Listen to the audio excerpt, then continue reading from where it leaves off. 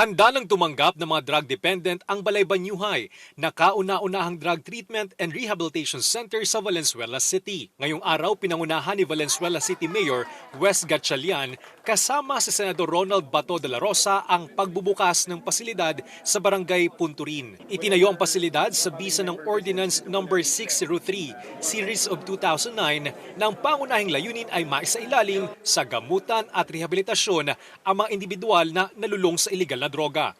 Ang Balay Banyuhay ay hangos sa salitang balay o bahay at banyuhay na nangangahulugang bagong anyo ng buhay.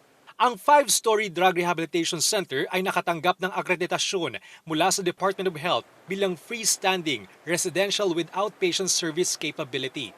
Mayroon din itong iba't ibang pasilidad at programa upang matugunan sa pagbabagong buhay ng mga drug dependent. Isa lamang ito sa pasilidad ng Balay Banyuhay.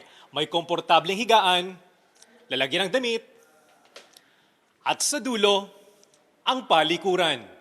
May 36 na working staff ang pasilidad na tutulong sa pagpapatupad ng mga programa para sa mga drug dependent. Posibleng tumagal ng 6 na buwan hanggang 1 taon ang rehabilitasyon. Pag kayo indigent ay libre na kaagad. Malaking bagay na ho at katipiran para ho sa kanilang pamilya ito. Pangalawa po, ang aftercare program natin for 18 months mamonitor po ng lokal ng pamahalaan kanilang progress. Naniniwala si Senador Ronald Bato de la Rosa na malaki ang matutulong ng pasilidad para sa nalulong sa illegal na droga at nais magbagong buhay.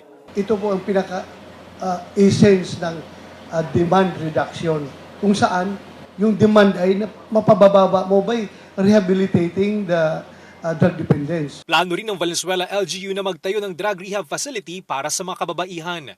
Sa ngayon, 2 barangay na lang ang hinihintay ng Valenzuela para maging kauna-unahang drug-cleared city. Bernard Ferrer para sa Pambansang TV sa Bagong Pilipinas.